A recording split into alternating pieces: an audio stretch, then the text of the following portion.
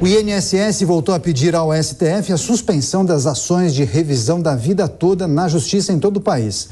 Na petição protocolada na segunda-feira passada, a Advocacia Geral da União disse ser necessária a publicação da decisão pelo STF para que o órgão possa fazer buscas no sistema interno e também definir quem tem direito à revisão.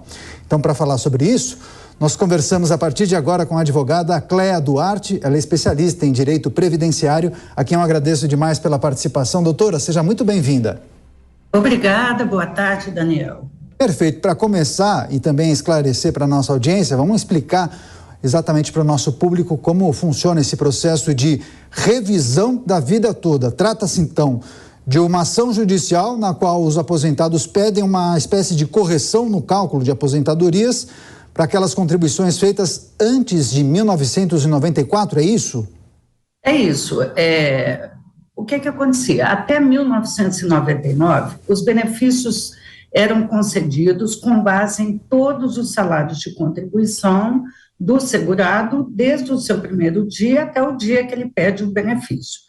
Aí houve uma mudança legislativa em 99 e o INSS, então, passou a considerar apenas os salários de contribuição de julho de 94 em diante. E o que aconteceu? Alguns segurados, não muitos, mas parte dos segurados, foram prejudicados financeiramente porque tinham, nesse período, os seus maiores salários de contribuição e eles, então, foram excluídos do cálculo do seu benefício. E essa é a tese da revisão da vida toda. Eles pedem para que esses salários sejam incluídos para que seu benefício seja majorado. Agora, doutora, é importante lembrar que a AGU, que é a Advocacia Geral da União, que representa, inclusive, o INSS na Justiça, disse ser necessária a publicação do acórdão com os parâmetros finais para saber justamente quem tem direito e quem não tem. Não ficou claro isso no processo? Então seria importante destacar quem tem direito a receber esse valor. Daniel, isso sem dúvida tem sido um assunto bem ocupado nos debates nos debates jurídicos da área previdenciária. O INSS, ele tão somente está querendo postergar a concretização da tese, né? Não há necessidade de se publicar o acordo é claro, não há mudança possível mais na decisão, e as pessoas que têm direito, conforme eu disse, quem se aposentou, quem conseguiu a sua aposentadoria ou pensão de 1999 até a entrada da reforma, que é 2019, em tese, teria direito. Porque, em tese, nós temos aí alguns fatores, como a decadência e o próprio cálculo. Então, é possível que as pessoas tenham direito, mas antes precisa ver a decadência e o cálculo. E o INSS está simplesmente se valendo de alegações que não são válidas para postergar a efetivação dessa decisão. Não há necessidade disso. O acórdão é claro, sendo benéfico, o recálculo do benefício sendo favorável ao segurado, ele tem direito e deve, sim, requerer esse seu direito pela via judicial. As ações da revisão da vida toda em destaque nessa entrevista que estamos fazendo com a Cléa Duarte, advogada especialista em direito previdenciário. Doutora, eu peço por gentileza que preste atenção agora na pergunta do nosso comentarista, Gustavo Segré. Doutora Duarte, boa tarde. Muito obrigado pela sua participação. Hoje o sistema determina, e a pergunta seria que nos ajude a entender. Hoje o sistema permite que uma pessoa paga durante uma quantidade de anos determinada e a soma que vai considerar seriam os últimos 10 anos, é isso? Não, o que o senhor quer dizer da decadência. A decadência é o seguinte, a partir do recebimento do primeiro benefício, o segurado tem 10 anos para pedir a sua revisão. Então, se ele se aposentar em janeiro de 2013, ele recebeu o primeiro benefício em janeiro de 2013, ele teria até fevereiro de 2023 para ajuizar uma ação pedindo a sua revisão de benefício.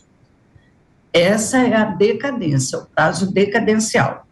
Uma vez revisto, se ele tiver diferenças a receber, essa diferença só é paga dos 5 últimos anos, que é a prescrição. Então, esses 10 anos de decadência contam do recebimento do primeiro benefício. Agora, não é contraditório, doutora, que um governo que priva tanto do social, através do INSS, esteja tirando dinheiro de quem é um aposentado que claramente não tem uma quantidade excedente de recursos? Com certeza, é contraditório, é ilegal, é inconcebível até, mas acontece, né? Sabe, é o que está acontecendo, e o INSS está, de todas as formas, tentando, num termo popular, empurrar essa decisão com alegações, inclusive, alegações que não se sustentam, que ele não tem como instrumentalizar a tese. Não é verdade. Pois é. Não, pode concluir, pode concluir, por gentileza. Ele não tem como. E que uma das principais alegações é o vulto do numerário que vai sair, que também não é sustentável, porque, conforme eu disse, nem todas as pessoas...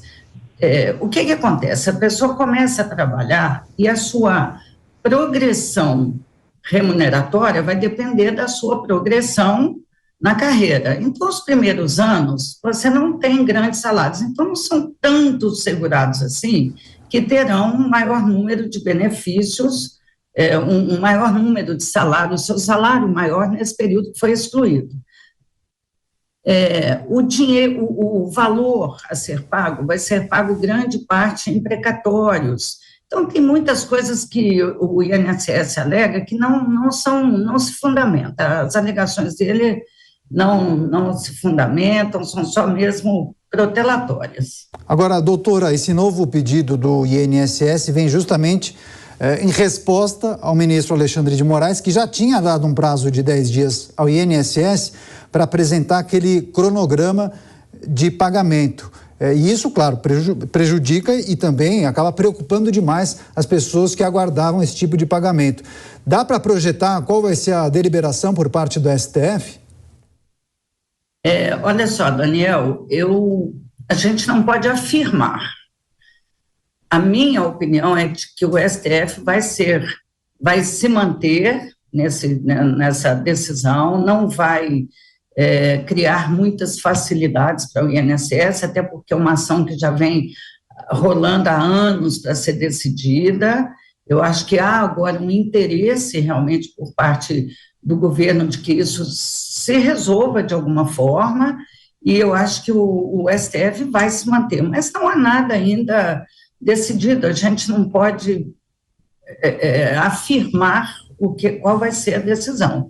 Nós acreditamos que ele vai insistir nesse prazo e vai cobrar mesmo do INSS a concretização da tese firmada. Doutora, só para a gente prestar serviço para aquelas pessoas que aguardam um posicionamento do STF, quais são os próximos passos possíveis nesse processo, dependendo da posição do Supremo Tribunal Federal? Bom, se o Supremo determinar que o INSS tem que apresentar um cronograma, ele vai apresentar e vamos ver se o STF vai ou não acatar o cronograma, porque ele também pode apresentar um cronograma de pagamento em mais 10 anos, isso vai ser inviável e, inclusive, desumano, Daniel, porque você imagina, as pessoas que terão direito a essa revisão são idosos, muitos deles até já com doenças graves, não terão nenhum prazo para usufruir um benefício que lhes é de direito. A pessoa contribuiu, ela tem o direito, então eu acredito que o INSS tem que apresentar um cronograma viável, possível, exequível, porque senão, a minha opinião é que o STF também não vai aceitar qualquer maneira, não. As ações da revisão da vida toda em destaque nessa entrevista com a doutora Cléa Duarte, advogada especialista em direito previdenciário, a quem agradecemos demais pela participação. Doutora, bom domingo e volte mais vezes aqui à Jovem Pan News. Muito obrigada. Obrigada, Gustavo. Boa tarde a todos. Até a próxima.